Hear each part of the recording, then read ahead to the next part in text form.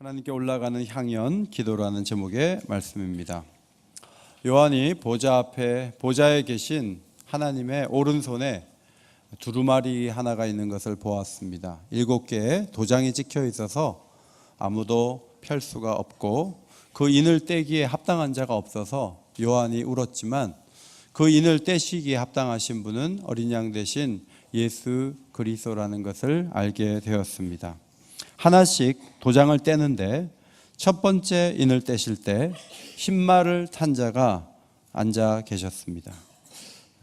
이기고 또 이기려고 하더라. 그리스도께서 이기시는 것을 보여줍니다. 두 번째 인을 떼었을 때 전쟁을 상징하는 붉은 말을 탄 자가 보였습니다.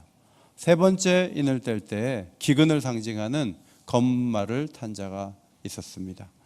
그리고 네 번째 인을 뗄 때 질병과 죽음을 가져오는 청황색 말을 탄 자를 볼 수 있었습니다. 다섯 번째 인을 뗄 때 순교자의 기도 소리가 들렸습니다. 그리고 여섯 번째 인을 뗄 때 해와 달과 별이 달라지는 그런 모습을 보면서 가만히 보니까 편안하게 떵떵거리며 살 수 있는 왕과 장군과 또 모든 종들까지 두려움에 떠는 모습을 요한은 볼 수가 있었습니다. 그리고 오늘 8장에서 7째 인을 떼실 때 갑자기 하늘이 반 시간쯤 고요한 상태가 된 것을 볼 수 있었습니다. 반 시간쯤 고요한 것은 본 것도 아니고 들은 것도 아니에요. 30분 정도 아무 환상도 보이지 않고 음성도 들리지 않고 고요한 상태가 된 것이죠. 이 땅에 전쟁과 기근과 질병과 죽임당함과 천재지변이 계속 일어날 때 안전지대가 없는 것입니다. 그런데 갑자기 침묵의 시간이 또 이어졌다고 하는 것은 태풍 전야와 같은 고요함으로 더 큰 두려움을 가지고 옵니다. 지난 주간 유엔 총회에서 트럼프 대통령이 하고 싶은 말을 다 했고 평양에서 젊은 지도자도 하고 싶은 말을 다 했습니다. 더 무서운 것은 트럼프 대통령이 갑자기 말을 하지 않는 겁니다. 그리고 김정은이도 입을 다물고 있는 거예요. 이것이 사실은 더 무서운 일이에요. 너무 강한 심판이 오면요, 모든 피조물이 아무 소리도 못 내는 거예요. 아침마다 풀숲에서 벌레가 깨어나서 소리를 내고 새들이 울고, 비가 와도요 개구리들이 소리를 내서 먼 데까지 퍼지는 거예요. 그런데 벼락이 치고 너무 거대한 홍수가 터지고 쓰나미가 밀려오면 아무 말도 못하는 거죠. 말을 잃는 거예요. 하나님의 심판 앞에서 할 말을 잃는 것입니다. 시편 76편 8절에 주께서 하늘에서 판결을 선포하심에 땅이 두려워 잠잠했다. 스바냐 1장 7절 주 여호와 앞에서 잠잠할지어다. 이는 여호와의 날이 가까웠기 때문이다. 하나님이 침묵하십니까? 하나님이 손을 대야 되는데 잠시 침묵하고 계십니까? 더 무서운 심판을 준비하고 계시는 거예요. 땅이 침묵하고 있습니까? 지금까지 당한 일도 너무 힘든데 앞으로 더 어려운 일이 있을까 봐 두려움에 떠는 모습입니다. 그러나 이 침묵은 우리에게는 또 다른 의미가 있다고 봅니다. 고대 문헌에서 침묵은 더 많이 경청하겠습니다, 그런 뜻이었습니다. 욥기서 40장 5절 내가 한 번 말하였사온즉 다시는 더 대답하지 아니하겠나이다. 욥이 많은 말을 했는데 하나님께서 나타나시니까 제가 이제 입을 다물고 하나님의 음성을 귀 기울이겠습니다. 침묵은 태고의 창조대로 돌아가는 의미도 있고 부활 직전에 고요함이 될 때도 있습니다. 예수님은 에베소 교회에 편지하면서 그러므로 어디서 떨어졌는지를 생각하고 회개하여 처음 행위를 가지라, 이렇게 말씀하셨어요. 무슨 어디에서 문제가 있는가를 생각을 해보는 거예요. 그 생각해보는 시간이 침묵하는 시간입니다. 회개로 나아가야 될 시간입니다.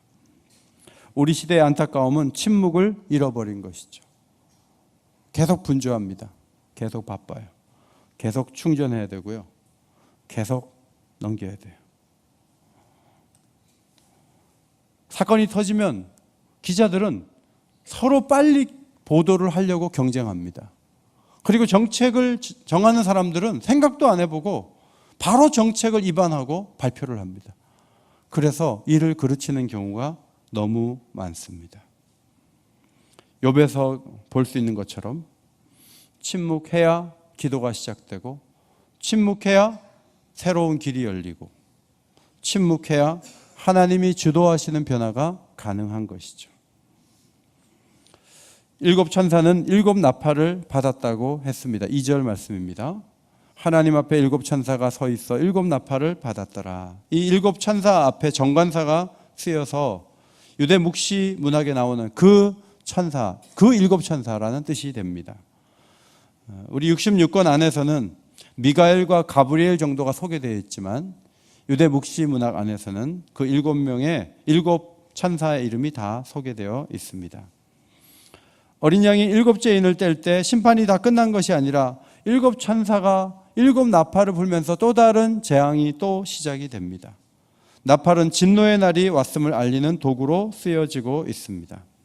그런데 나팔을 불기 전에 또 다른 천사가 와서 금향료를 가지고 많은 향을 받았는데 모든 기도와 합하여 보좌 앞 금제단에 드리기 위해서 천사가 움직이는 것을 요한이 볼 수가 있었습니다.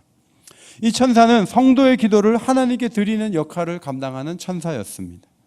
향은 성도들을 통해 드리는 기도라고 이미 계시록 5장 8절에 기록이 되어 있습니다. 앞에 보시고 한번 같이 읽겠습니다. 시작.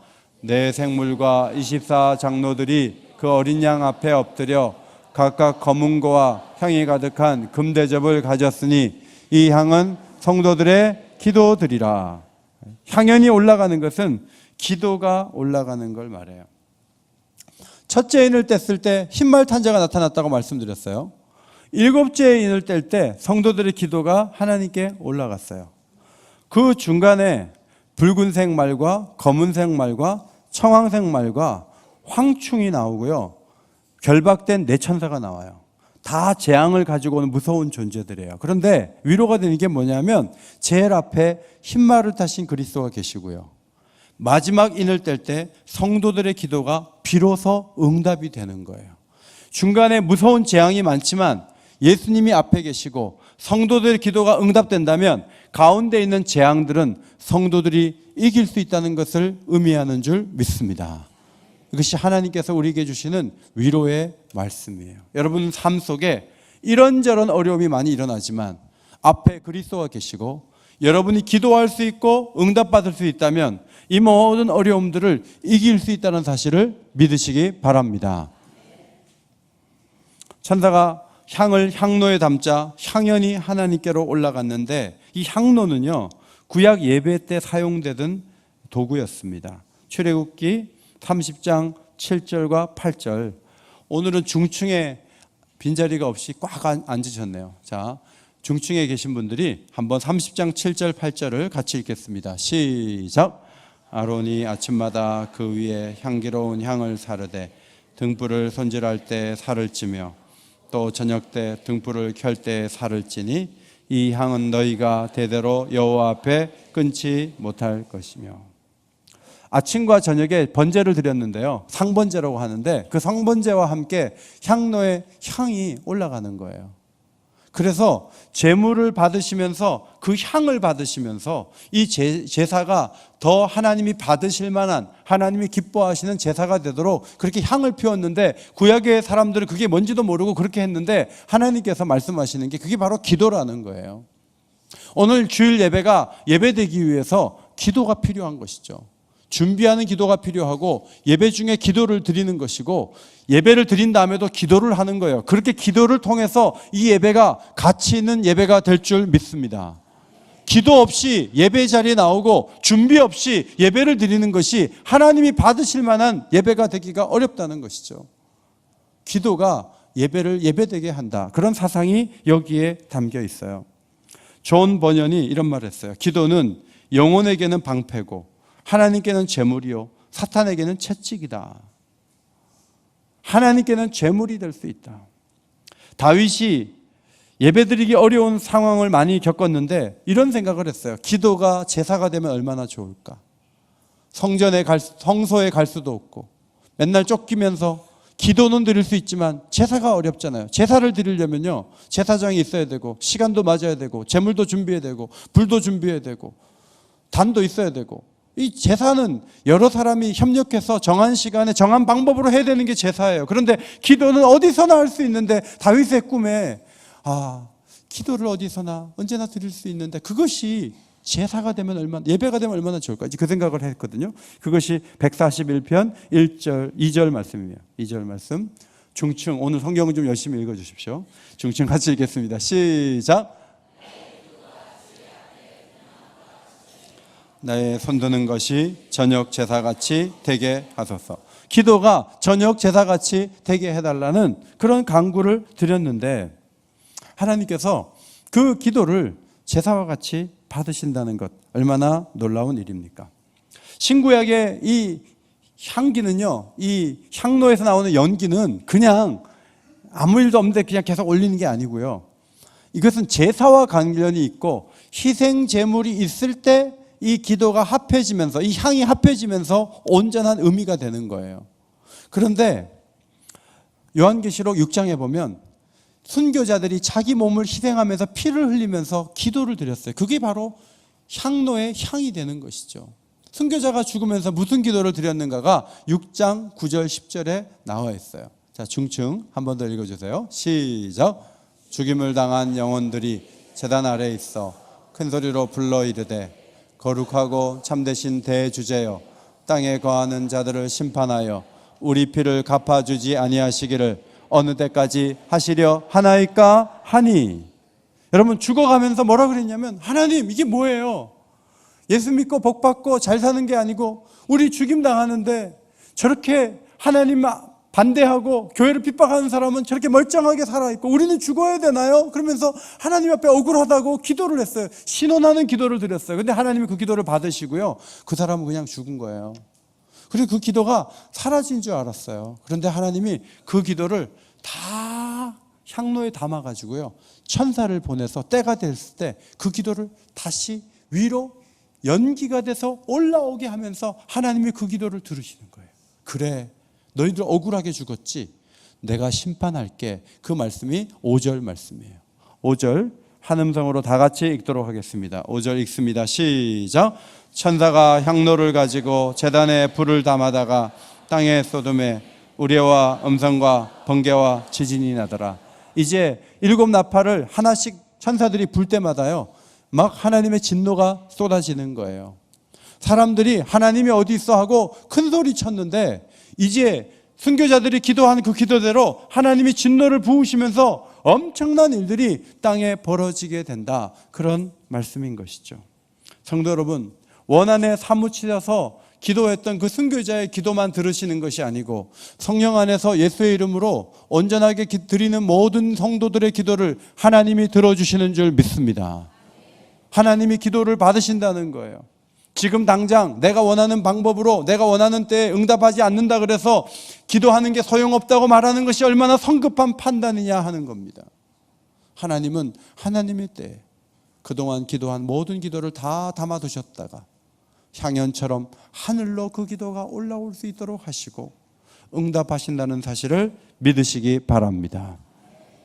애굽에서 종살이를 하고 있었는데 이스라엘 백성들이 기도하기 시작하니까 하나님이 그 부르짖는 소리를 들으시고 출애굽의 자동차를 시동을 거신 거예요. 바벨론에서도 기도가 차니까 하나님이 고레스 왕의 마음을 움직이시는 거죠. 기도가 차니까 성전 공사가 지체되다가 완공을 보는 것이고, 기도가 차니까 때가 참에 예수님이 메시아가 되어서 이 땅에 오신 것이고, 기도가 찰 때 물이 바다를 덮은 같이 여호와를 인정하는 것이 온 세상에 덮여지는 역사가 있게 되는 것입니다. 성도 여러분, 자녀들을 위해 기도합니까? 끝까지 기도하시기를 바랍니다. 포기하지 마시기를 바랍니다. 포기하면 안 돼요. 다 들어줘요. 하나님 다 들었어요. 저는 이렇게 시장에 가끔 아내하고 따라가면요, 뭘 이렇게 사요. 왜 사냐 그러니까 며칠 전에 우리 애가 너무 먹고 싶은 게 있었다고 얘기했는데 그거 이제 재료 준비한다는 거예요. 나도 그 얘기 듣긴 들었는데 엄마가 그렇게 며칠 후에 아이에게 밥을 해주고 반찬을 해주려고 엄마가 그렇게 식재료를 하나하나 준비하는 모습을 보면서 저는 하나님 생각을 했어요. 여러분이 이과에라도 하나님 저 이거 필요해요. 이거 꼭 이렇게 해주세요. 그걸 하나님께서 우주의 모든 것을 창조하신 분이 시간이 없거나 능력이 없거나 그런 분이 아니시기 때문에 여러분이 기도한 것에 대해서 기억하고 계세요. 그리고 하나님의 때에 들어주실 것을 믿으시기 바랍니다. 그분이 우리의 하나님이다 하는 것이죠. 8장 6절부터 9장 말씀은요, 이제 7 나팔을 불면서 재앙이 임하는 과정을 소개를 해요. 여러분 이걸 보면 좀 무섭잖아요. 오늘도 보니까 뭐 불이 나고 바다가 피가 되고, 예, 무서운 일이 막 벌어져요. 이걸 보면서 이걸 끝나는 게 아니고 이제 7 인을 떼다가 7째 인을 뗄 때 7 천사가 나타나서 7 나팔을 부니까 갑자기 7개가 14개가 되잖아요. 그럼 여기서 끝나지 않고 또 7 대접을 쏟는다고요. 그러면 이게 합하면 20개잖아요. 20개가 넘잖아요. 물론 다 재앙은 아니지만 재앙에 가까운 것이 20개나 된다고요. 그럼 여러분 이걸 보면서 뭘 느끼세요? 하나님은 너무하셔. 한두 번이지. 땅과 하늘을 움직여서 이렇게까지 사람들을 고통을 주냐? 하나님이 그런 분이야? 나 그런 하나님은 안 믿을 거야. 이렇게 생각하는 분들도 있을 수가 있어요. 그러나 여러분 그렇게 생각하면 안 돼요. 긴 역사 속에 하나님 앞에 반항하고 고개를 쳐들고 하지 못할 말을 하고 하지 않을 행동을 인류 역사가 얼마나 길게 이어져 왔는가를 또 생각해 봐야 돼요. 하나님은요, 심판의 때를 준비해서 그때의 심판을 이렇게 저렇게 부으시지만 인간들은요, 때도 없고 시도 없어요. 시간만 나면 반항하고 시간만 나면 항거하고 시간만 나면 자기 궁리에 빠지고, 이게 인간들의 긴 역사 속에 하나님이 종지부를 찢느라고 정말 7개 이렇게 해가지고 쏟아 부으시는 것이죠. 여러분 이 재앙을 가만히 보면 피가 된다, 또 어둠이 임한다, 그 다음에 쓴물이 되고 뭐 이런 것들이요 다 출애굽에서 있었던 그 재앙과 연결이 되어 있잖아요. 마라의 쓴물과도 연결이 되어 있고, 그때 바로가 하나님께서 10가지 재앙을 쏟아 부으실 때 바로가 저항했습니다. 강물이 피가 되면 와 무서워가지고 백성들 다 가라고 그럴 것 같은데 안 그래요. 자기 장남이 죽을 때까지요 절대로 하나님 앞에 순종하지 않고 자기의 뜻을 끝까지 펼치는 것이 인간이라는 걸 보여주는데, 이 바로는 말세지말에 살아가는 사람들의 마음을 보여주는 거예요. 10개가 아니고 20개가 쏟아진다고 해서 사람들이 마음 문을 열고 주께로 돌아오느냐 하면 그렇지 않다는 거예요. 하나님이 끊임없이 재앙을 주시는 이유는 돌이켜라, 내가 주는 메시지를 들어라, 내 뜻대로 살아라, 그런 거 아니에요? 그런데 사람들은 끈기 있게 저항하는 것이죠. 8장 6절로 12절 말씀. 첫째 천사가 나팔을 불 때 피 섞인 우박과 불이 나와 땅에 쏟아졌어요. 땅에 3분의 1이 불이 탑니다. 둘째 천사가 나팔을 불 때 바다 3분의 1이 피가 되고 배가 3분의 1이 파손되어서 이 해양 산업이 망가지고요, 수산업이 영향을 받아서 세계 경제가 어렵게 되는 것이죠. 세 번째 나팔을 불 때 강 3분의 1과 물이 쓰게 되는 오염으로 인해서 많은 사람들이 죽게 돼요. 넷째 천사가 나팔을 부니까 해, 달, 별 3분의 1이 어두워져서 낮 3분의 1이 어둡게 되는 현상이 벌어졌습니다. 아침에 6시에 해가 떴는데 오후 2시인데 벌써 어두워지는 거예요. 그런 일이 반복되는 거예요. 9장에 가보면 다섯째 천사가 나팔을 부는데 5달 동안 황충이 주는 고통으로 인해서 너무나 많은 사람이 괴로워해요. 황충은 일반적인 곤충이 아니고 영적인 세력, 귀신들이에요. 어둠의 나라에 속한 초자연적 군사들이 이 땅에 임해서 어려움을 주는데, 그 악한 영의 군대를 이끄는 왕의 이름이 아바돈, 헬라어로 아볼루온이라는 파괴자라는 뜻을 가진 왕이 진두지휘한다는 것이죠. 여섯째 천사가 나팔을 불 때 결박되었던 네 천사가 노임을 받아서 2만 명의 군사를 마병대를 모으는데 2만만은 2만 곱하기 만이에요. 2억을 말해요. 성경에서 나타나는 가장 큰 숫자가 2만만이거든요. 엄청난 전쟁으로 인해서 지구 인구의 3분의 1이 살육을 받아요. 핵전쟁이 일어나면요, 이것은 현실화될 수 있잖아요. 중구에 핵폭탄이 터지면요, 30분 후에는 청량리 쪽에서 다 녹아요. 서울이 그냥 무너지는 거예요. 이런 전쟁이 불가능하다고 볼 수가 없어요. 엄청난 어려움들이 앞으로 있을 수가 있다는 것을 우리들이 염두에 두면서 이 말씀을 보는 거죠. 여러분, 이렇게 어려움이 오면 사람들이 비극적인 재난 앞에서 하나님께 두 손 들어 올고 모두가 교회 와서 기도하고 그럴 것 같아요? 그렇지 않아요. 여러분, 지금 북한 문제로 인해서 막 고민이 되지만 성도들이 기도하러 막 10배로 모이고 그렇습니까? 여러분, 안 그렇잖아요. 그냥 무덤덤하시잖아요. 안 믿는 사람들도요, 막 큰일이 벌어진다 그래서 만문 열고 주님께 돌아오고 예수님 영접하고 안 그래요. 더 악해진다고 9장 20절 21절에 기록이 되어 있어요. 자, 중층의 여러분들 다시 한번 9장 20절 21절을 큰 소리로 한번 읽어주십시오. 시작. 죽지 않고 남은 사람들은 손으로 행한 일을 회개하지 아니하고 오히려 여러 귀신과 또는 보거나 듣거나 다니거나 하지 못하는 금, 은, 동과 목석의 우상에게 절하고 또 그 살인과 복술과 음행과 도둑질을 회개하지 아니하더라. 회개하라고 주어진 심판 앞에서 회개를 안 하면서 더 완악한 사람들이 되고 더 우상 숭배를 저지르고 더 큰 악에 빠지게 된다는 거예요. 그러나 요한계시록 11장에 가면 7째 천사가 나팔을 불 때 비로소 성도들의 기도가 다 응답되는 현장이 나타난다는 것이죠. 신자들의 기도대로 되는 놀라운 역사를 계시록 11장 15절 앞에 보시고 우리 다 함께 읽도록 하겠습니다. 11장 15절 시작. 이 세상 나라가 우리 주와 그의 나라가 되었고 그가 세세토록 왕노릇 하시리로다. 헬라어에는 되었고예요. 우린 되고라고 지금 번역이 되어 있지만 사실은 되었고, 이 세상 나라가 주의 나라가 되는 그 모습을 7째 나팔을 불 때 비로소 보게 되면서 그가 세세토록 왕노릇 하시리로다. 핸델이 메시아 그 곡 지을 때 44번 할렐루야 그 노래의 뒷부분에 왕의 왕 또 주의 주 그가 다스린다, 주가 영원히 다스린다, 그 가사를 이 11장 15절에서 가져와 가지고 거기에 배치를 한 것이죠. 그 다음에 24장로의 찬양이 또 소개가 됩니다. 찬양의 가사의 뒷부분에 보면 주의 이름을 경외하는 자에게 상 주시며 또 땅을 망하게 하는 자들을 멸망시킬 때라고 이렇게 이야기가 들리는 것이죠. 이것은 성도들의 오랜 바람이고 기도의 제목이었어요. 그런데 기도대로 되는 것을 요한이 목격하게 되었습니다. 마지막 장면이 11장 19절인데 성경을 한번 보시고 요한계시록 11장 19절을 한 음성으로 읽도록 하겠습니다. 11장 19절 시작.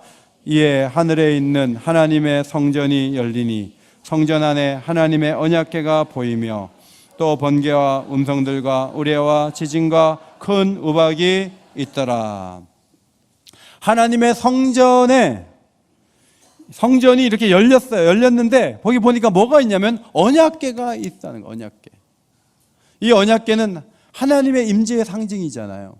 이 언약궤를 앞세우고 여리고성을 돌고 함성과 함께 여리고성을 무너뜨렸던 이 놀라운 추억이 언약궤를 앞세울 때 있었습니다. 이 언약궤를 잘 보존해야 되는데 홈리와 비나스의 잘못으로 인해서 블레셋상으로 넘어갔지만 그곳에 막 재앙이 임하니까 그 언약궤를 돌려줬어요. 다윗이 그것을 다윗성으로 가지고 와서 제 위치에 놓았고 솔로몬이 성전을 지었을 때 언약궤를 잘 모셔뒀는데요. 그런데 성전이 무너지면서 언약궤가 사라졌어요. 언약궤는 어디로 갔지? 이런 질문과 함께 사람들이 뭐라고 얘기하냐면 하나님은 어디 계시지? 도대체 하나님이 어디 계시지? 이런 질문을 계속 해왔어요. 그런데 사도 요한이 보니까요, 이 언약궤가 사라진 게 아니고 하나님의 성전에 언약궤가 있는 거예요. 기도를 받으시는 그 보좌 앞에 하나님의 성전에 언약궤가 있는 모습을 보면서 하나님이 살아계시구나, 하나님이 역사하시는구나, 하나님이 기도를 들으시는구나, 하나님의 은혜를 주시는구나, 그 소망을 언약궤를 보면서 다시 한번 갖게 했다는 것입니다. 말씀을 정리합니다. 일곱째 인을 떼실 때 하늘이 반시간쯤 고요하다고 했습니다. 그 고요함은 폭풍 전야와 같은 두려운 상황을 보여주는 것이지만 바로 그 순간에 일곱 번의 나팔이 울려지기 전에 이 고요함 속에 하나님이 뭘 하셨냐면 기도를 받으셨다는 것이죠. 성도 여러분, 재난과 재난 사이에 고요함만 있는 것이 아니고 여러분 삶 속에 아침에 묵상의 시간을 갖고 고요한 시간을 갖고 기도하는 것은 얼마나 위대하고 놀라운 일에 도전하는 것입니까? 일어나자마자 급하게 움직이지 말고 아침에 눈을 감고 기도하시기를 바랍니다.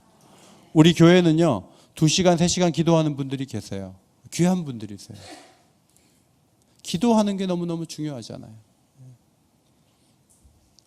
허순 권사님이 양로원에 들어가신 다음에요, 하나님은 우리 교회 새벽 기도에 90이 넘으신 백발의 노인을 한 분 보내주셨어요. 그분은 새벽 기도에 빠짐이 없어요.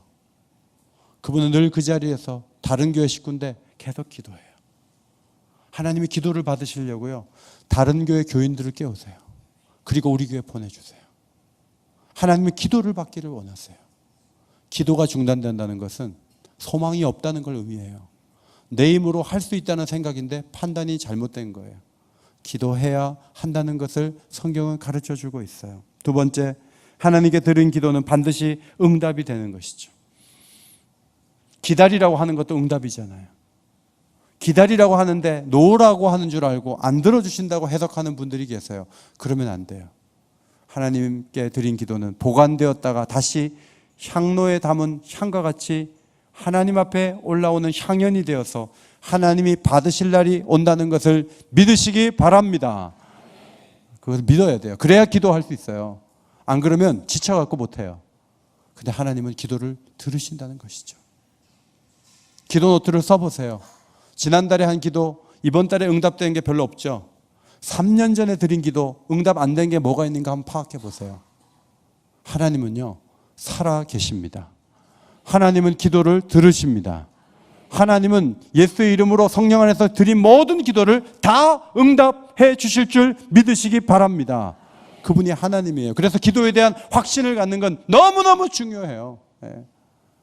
어긴교회 권사님들 기도하라고 세우신 거예요. 남의 교회 90대 되신 권사님인지 집사님인지 모르지만 백발의 노인을 보내가지고 새벽기도 시키시는 하나님이에요. 우리 교회 권사님들 새벽기도 나오셔야 돼요.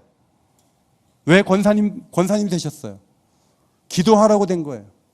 주님 앞에 나와야 돼요. 건강이 허락하는 한 기도의 자리에 나와야 돼요. 그리고 하나님을 찾아야 돼요. 그래야 교회가 살고 자신의 영혼이 사는 거예요. 세 번째, 일곱째 인을 떼면서 일곱째 천사가 일곱 나팔을 하나씩 불 때마다 엄청난 재앙이 밀려왔어요. 이쯤 되면은 사람들이 땅이 불타고 바다가 오염되고 쓴물이 나오고 사람이 죽고 해와 달이 별이 빛을 잃고 어둠이 오고, 여러분 이런 무서운 상황이 되면 사람들이 예수 믿을 것 같죠? 안 믿는다고요. 재앙에 죽지 않고 남은 자가 회개하지 않는다 그랬어요. 그렇다면 사람들이 도대체 언제 회개하겠습니까? 이런 재앙이 오기 전에 회개하는 거예요. 이렇게 복음을 전할 수 있고 사람을 초대할 수 있을 바로 이 시점이 바로 사람들이 회개할 마지막 타이밍이라는 거예요. 너무나 큰 어려움이 오면요 아무것도 못해요. 그러나 지금은 복음을 전하면 그래도 회개한 사람들이 있잖아요. 그래도 주께로 돌아온 사람들이 있잖아요. 작년 우리 오이코트 전도축제 때 우리 장로님 사위가 왔어요. 와가지고 앉으면서 울기 시작해갖고요 새벽 기도부터 나와갖고 1년 동안 얼마나 새벽에 많이 나온지 아세요? 성경을 막 읽고요 하나님께서 은혜를 주셔가지고 완전히 바꾸시는 역사가 있는 거죠. 그걸 보면서 우리가 했냐고요. 하나님께서 오늘도 구원의 역사를 이루시는 것을 믿으시기 바랍니다. 어떻게 보면 마지막 타이밍이에요. 이 기회 놓치면 엄청난 일이 벌어지는 중에 전도가 될 줄 아세요? 안 해요. 그때는 전도가 되지 않아요. 오히려 지금이 전도할 적기라고 성경은 우리에게 가르쳐주는 것이 아니겠습니까? 종자연이라고 들어보셨어요? 종자연? 종교자유정책연구원, 이런 단체가 있어요. 여기서 연구위원으로 일하면서 울산대 법대에서 가르치는 이정훈 교수라고 있어요. 이정훈 교수가 무슨 일을 했냐면 고속도로 주변에 기독교 광고 간판 철거를 해야 된다고 법적으로 제소했어요. 그리고 교회에서 투표하지 않도록, 혹시 교회에 투표하러 왔다가 목사님이 복음 전해서 예수 믿을까 봐 교회 투표소 만드는 거 법적으로 문제있다고 법원에 소송 건의를 했어요. 또 이분이 뭘 했냐면 2010년도에 대광고등학교 학생회장 강의석 군이라고 있어요. 1인 시위하면서 종교의 자유를 달라. 내가 미션스쿨 들어갔지만 예배 안 드릴 자유가 있지. 내가 그거 안 한다고 졸업 안 시키면 이게 헌법의 자유를 위배하는 것이다 해갖고 교육부 앞에 가서 1인 시위하고요. 법원에 가서 제소했는데 대법원까지 올라가서 학교가 패소했어요. 그렇게 이 사람의 승소를 위에서 뒤에서 가장 많이 움직인 사람이 이정훈 교수예요. 이 사람은 무슨 생각을 하냐면 한국 사회가 잘 되려면 교회가 다 문을 닫아야 된다는 생각을 가지고 있어요. 여러분, 불교에서 만든 단체가 종자연이에요. 영적 전쟁이 없는 것 같으시죠? 영적 전쟁이 지금 진행되고 있고 엄청난 공격이 있다는 거예요. 근데 이분이요, 한국 교회를 어떻게 하면 문 닫을 수 있게 할까 하고 법적인 거 준비하려고요. 절에 들어갔다고요. 절에 들어가고 연구하는데 갑자기 머리가 띵하게 아파요. 나오면 괜찮고 절에 가면 막 머리가 아프니까 나왔어요. 나와가지고 집에 갔어요. 집에 가가지고 CTS를 틀었어요. 왜 트냐면 연구해서 교리를 다 알고 공격하려고 보는 거예요. 근데 목사님이 그날 뭐라 그랬냐면 우리 모두가 죄인이라고 얘기했어요. 그때 이정훈 교수가 죄인이지 하면서 조롱하는 말을 하려고 입으로 이렇게 그래 죄인이지 뭐 이렇게 하는데 갑자기 혀가 빳빳하게 굳어지면서 그 자리에서 그냥 엎어졌어요. 그러면서 무슨 생각이 머릿속에 들어왔냐면 죄가 뭐냐 하면 예수를 공격하고 교회를 공격한 게 그게 바로 죄다. 너 같은 죄인이 지금 죽어도 그건 할 말이 없다. 막 이게 막 들어오면서요. 어린 양 대신 예수님 앞에 무릎을 꿇게 된 거예요. 그리고 마음을 열고 예수를 믿는 사람이 됐어요. 할렐루야. 이거 누가 전도했어요? CTS 그 목사님이 전도한 거죠. 오늘날에도 여러분, 저는 그 영상을 보면서 이분의 고백을 들으면서 하나님은 지금 일하신다는 거예요. 믿으시기 바랍니다. 여러분, 저와 여러분이 놓치고 있는 게 뭐냐면 정말 큰 환난이 왔을 때는 복음의 역사도 펼치기가 어렵다는 거예요. 우리 아이들 보고 그런 얘기해요. 야, 네가 뭐 교회 안 다니는데 앞으로 하나님이 너를 이끌 거야. 하나님 결코 너를 잊지 않아. 뭐 이렇게 하면서 가만히 두시는 분들이 계세요. 굉장히 위험한 행동을 하시는 거예요. 그러면 안 돼요. 지금이 은혜 받을 만한 때요. 지금이 구원의 날이라는 것을 믿으시기 바랍니다. 수많은 재난이 났을 때 그때는요. 더 사람들이 강팍해져요. 더 안 들어요. 저도 동네 아주머니들 이렇게 모임에 가서 얘기하다 보면 저한테 잘해주는 분들이 계세요. 그래서 야, 저분은 교회 다니나? 교회 나가세요? 그러면 아니요, 우리 엄마가 교회 권사님이셨어요. 그래요. 교회 좀 나가시죠. 아니요, 조금 인생을 즐기다 가려고요. 여러분, 지금도요 얘기를 하면 들을 사람들이 많이 있다니까요. 명절 앞두고 왜 계시록으로 겁주냐고 그렇게 생각하실 분들이 계시지만 사실은요, 참 어려운 날이 점점 더 다가오고 있는 것을 우리가 부인할 수 없잖아요. 그럼 무슨 준비를 할 거냐고요.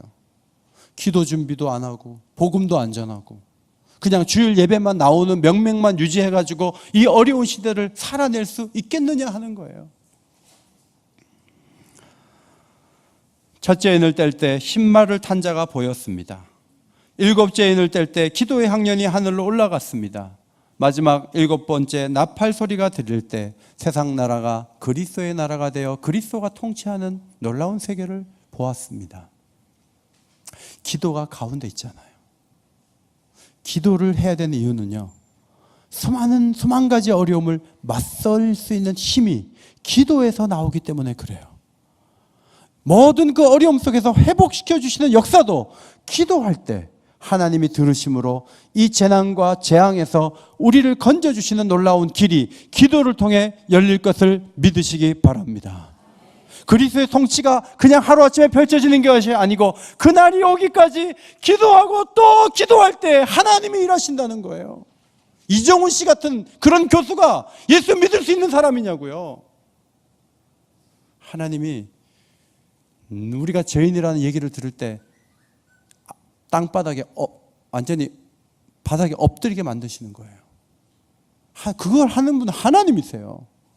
우리가 전도하는 거 아니에요. 하나님이 하시는 거예요. 성도 여러분, 우리가 할 수 있는 일이 많은 것 같지만 사실은 별로 없습니다. 가장 위대한 일은 기도하는 거죠. 기도를 끊임없이 드림으로 모든 어려움들을 이겨내고 세상 나라가 주의 나라가 되기까지 하나님의 그 변화의 역사에 동참하시는 기도의 사역자들이 다 되시기를 주의 이름으로 축원합니다. 하나님 고맙습니다. 기도의 소중함을 가르쳐 주셨습니다. 이 어렵고 힘든 세상을 한탄하며 바라보고만 있지 않게 하시고 기도함으로 다가올 더 큰 재난에 대비하고 기도함으로 복음을 전할 수 있는 저희 모두가 될 수 있도록 성령으로 무장되게 하여 주시옵소서. 기도할 마음을 주시는 분도 하나님이시오. 기도에 동참하여 무엇을 기도하게 하시는 분도 성령이신 줄 믿사오니 기도하다가 더욱 견고해지는 하나님의 사람들이 될 수 있도록 저희들을 붙잡아 주옵소서. 예수님의 이름으로 기도하옵나이다. 아멘.